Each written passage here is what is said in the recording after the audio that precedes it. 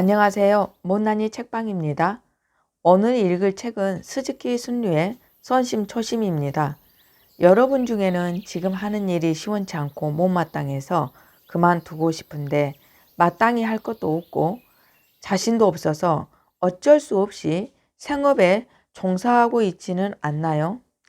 삶의 갱년기가 온 듯 의욕도 없고 희망도 없이 하루하루를 근근히 버티며 살아가는 삶을 살고 있지는 않으신가요?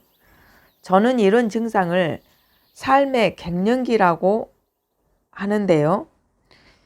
삶의 갱년기의 원인은 일한 만큼 보상이 주어지지 않을 때 찾아오는 병이 아닌가 싶습니다. 죽어라 일해도 일한 만큼 보상이 주어지지 않으면 의욕이 상실되고 고작 이 돈을 벌려고 이 고생을 해야 하나 하는 생각이 절로 듭니다. 삶에 흔들리고 마음이 흔들려서 일에 집중하기가 어려울 때 스즈키 순류의 선심초심을 권해봅니다.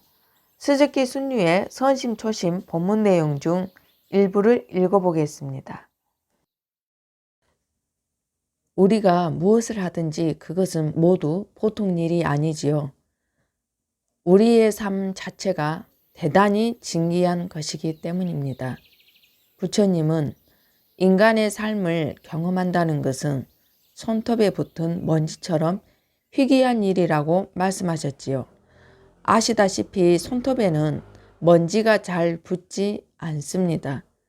우리가 인간으로서 산다는 것이 그만큼 희귀하고 놀라운 일입니다. 저는 한 번 앉아 있으면 영원히 앉아 있고 싶습니다. 그러나 다른 수행, 예를 들면 독경이나 절 수행으로 옮겨가려고 스스로를 독려합니다.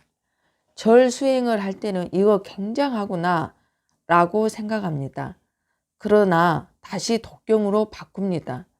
그리고 지금은 이렇게 저의 경험과 생각을 이야기하는 것, 이것이 지금 제가 말하고 있는 유일한 목적입니다. 그것이 전부입니다. 무언가를 얻기 위해서 앉는 것이 아닙니다. 우리 자신의 진정한 본성을 표현하기 위해 앉은 것이지요. 이것이 우리의 수행입니다.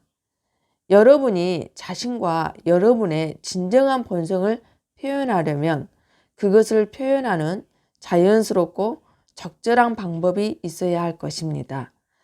자선을 하기 위해서 앉기 전에 그리고 자선을 마치고 일어서면서 몸을 좌우로 흔드는 것도 여러분 자신의 표현입니다. 몸을 좌우로 흔드는 것은 수행을 위한 준비이거나 수행을 마친 후 몸을 푸는 것이 아닙니다. 그것 자체가 수행의 일부입니다. 그러므로 몸을 좌우로 흔드는 것을 무엇을 위한 준비인 것처럼 하면 안 됩니다. 일상생활에서도 마찬가지입니다. 도겐 선사께서는 음식을 만들고 상을 차리는 것은 준비가 아니라 그것도 수행이라고 가르치셨습니다. 음식을 만드는 것은 여러분이나 다른 누군가를 위해서 단지 음식을 준비하는 것이 아닙니다. 그것은 여러분의 지극한 마음을 표현하는 것입니다. 그러므로 음식을 만들 때 부엌에서 여러분의 행위를 통해서 여러분 자신을 표현해야 합니다. 마음의 여유를 갖고 아무것도 기대하지 말고 다른 생각 없이 오직 음식 만드는 행위만을 해야 합니다. 그저 음식만 만든다. 이처럼 음식 만드는 것 또한 우리의 지극한 마음의 표현이자 수행의 일부가 되어야 합니다. 자선을 하려면 앉아 있어야 하지만 앉아 있는 것만이 유일한 방법은 아닙니다. 무엇을 하든지 자선과 똑같이 깊이 있는 행위의 표현이어야만 합니다. 무슨 일을 하든지 그저 그 일을 할 뿐이어야만 합니다. 어떤 일이 다른 무엇을 위한 준비인 것은 없습니다. 구도자의 길은 일편단심의 길 또는 한 방향으로 달리는 수천 리 길 철길이라고 합니다. 기차가 다니는 철길의 간격은 언제나 같습니다. 그것이 넓어지거나 좁아지면 큰 사고가 나겠지요. 여러분이 어디를 가든 철길의 간격은 늘 같습니다. 이것이 구도자의 길, 보살의 길입니다. 해가 서쪽에서 뜬다고 해도 구도자에게는 오직 한 길밖에 없습니다. 구도자의 길은 매 순간 자신의 진정한 본성과 지극한 마음을 표현하는 길입니다. 구도자의 길을 기차가 다니는 찻길로 비유하지만 실제로는 그런 것이 없습니다. 지극한 마음 자체가 철길입니다. 달리는 기차에서 바라보는 풍경은 바뀌겠지만 우리는 항상 같은 궤도의 철길을 달립니다. 그리고 우리가 가는 이 길은 시작도 없고 끝도 없습니다. 출발점도 없고 목적지도 없으며 얻어야 할 것도 없습니다. 단지 길 위를 달리는 것, 이것이 우리의 수행 방법이며 우리가 하는 선수행의 본질입니다. 철길에 대해서 호기심이 생기면 위험이 따릅니다. 철길을 보면 안 됩니다. 만약 기차를 타고 달리면서 철길을 내다본다면 현기증이 날 것입니다. 철길을 보지 말고 창밖으로 보이는 경치만 음미하십시오. 이것이 우리의 수행 방법입니다. 승객은 철길에 대해서 호기심을 가질 필요가 없습니다. 누군가 잘 관리할 것입니다. 아마 부처님께서 그리 하시겠지요. 그러나 어떤 것이 늘 똑같으면 왜 그런지 호기심이 생기는 것처럼 우리는 종종 우리가 가는 길에 대해서 호기심을 품고 어떻게든 설명해 보려고 합니다.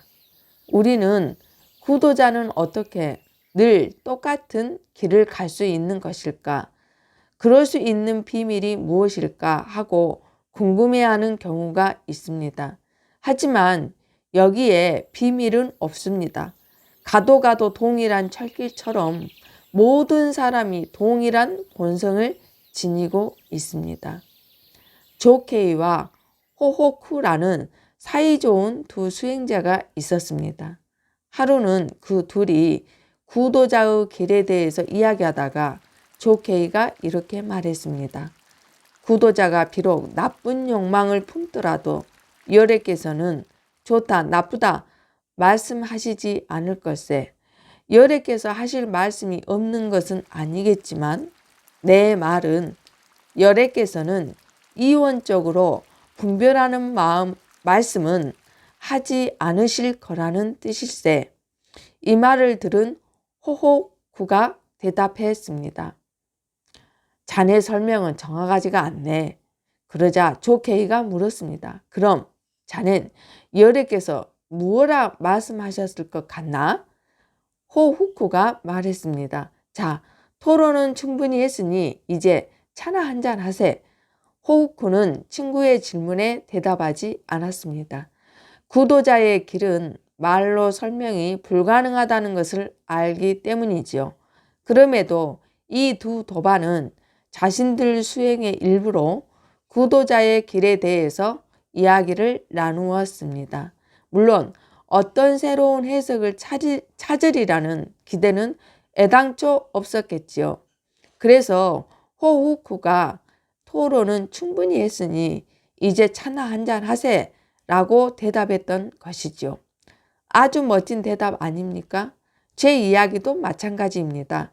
제 이야기가 끝나면 여러분이 듣는 것도 끝납니다. 제가 말한 것을 기억해야 할 필요도 없고 이해해야 할 필요도 없습니다. 여러분은 이미 다 알고 있습니다. 여러분은 자신 속에 완전한 이해를 지니고 있습니다. 여러분 안에는 새롭게 이해해야 하거나 해결해야 할 그 어떤 문제도 없습니다. 불가에서는 삶이 곧 수행이다. 일상생활이 수행이라는 말을 곧잘 합니다.